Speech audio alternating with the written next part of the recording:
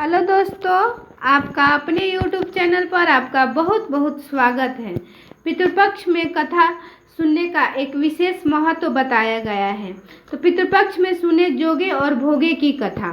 पितृपक्ष की पौराणिक कथा के अनुसार जोगे तथा भोगे दो भाई थे। दोनों अलग अलग रहते थे। जोगे धनी था और भोगे निर्धन।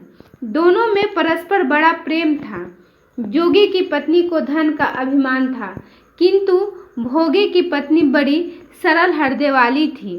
पितृपक्ष आने पर जोगे की पत्नी ने उससे पितरों का श्राद्ध करने के लिए कहा, तो जोगे इसे व्यर्थ का कार्य समझकर टालने की चेष्टा करने लगा। किंतु उसकी पत्नी समझाती थी कि यदि ऐसा नहीं करेंगे तो लोग बातें बनाएंगे। फिर उसे अपने मायके वालों को दावत पर बुलाने और अपनी शान दिखाने का यह उचित अवसर लगा। अतः वह बोली, आप शायद मेरी परेशानी की वजह से ऐसा कह रहे हैं, किंतु इसमें मुझे कोई परेशानी नहीं होगी। मैं भोगे की पत्नी को बुला लूँगी, दोनों मिलकर सारा काम कर लेंगी। फिर उसने जोगे को अपने पीहर न्योता देने के लिए भेज दिया। दूसरे दिन उसके बुलाने पर भोगे की पत्नी सुबह सवेरे आकर काम में जुट गई। उसने रसोई तैयार की, अनेक पकवान बनाए, फिर सभी काम निपटारा कर अपने घर आ गई। आखिर उसे भी तो पितरों का श्राद्ध तर्पण करना था।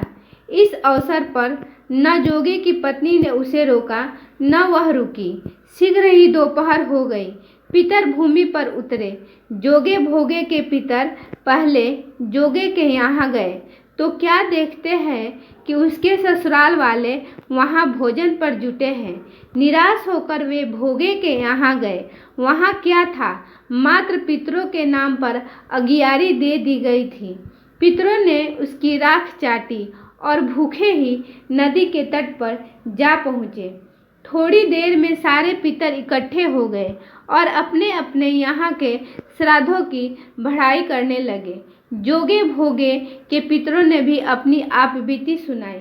फिर वे सोचने लगे, अगर भोगे समर्थ होता तो शायद उन्हें भूखा न रहना पड़ता, मगर भोगे के घर में तो 2 जून की रोटी भी खाने को नहीं थी।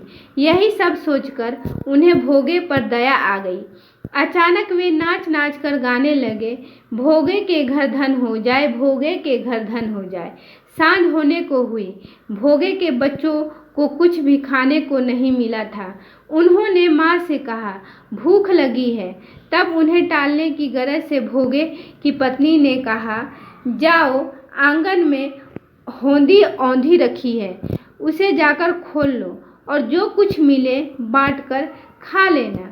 बच्चे वहां पहुंचे तो क्या देखते हैं कि हौदी मोहरों से भरी पड़ी है। वे दौड़े दौड़े माँ के पास पहुंचे और उसे सारी बातें बताई। आंगन में आकर भोगे की पत्नी ने यह सब कुछ देखा तो वह भी हैरान रह गई। इस प्रकार भोगे की भी धनी हो गया, मगर धन पाकर वह घमंडी नहीं हुआ। दूसरे साल का पितृपक्ष आया। श्राद्ध के दिन भोगे की स्त्री ने 56 प्रकार के व्यंजन बनाए। ब्राह्मणों को बुलाकर श्राद्ध किया, भोजन कराया, दक्षिणा दी। जेठ जेठानी को सोने चांदी के बर्तनों में भोजन कराया। इससे पितर बड़े प्रसन्न तथा तृप्त हुए। Thank you so much. Video अच्छी लगे तो लाइक, कमेंट और सब्सक्राइब करना ना भूलें।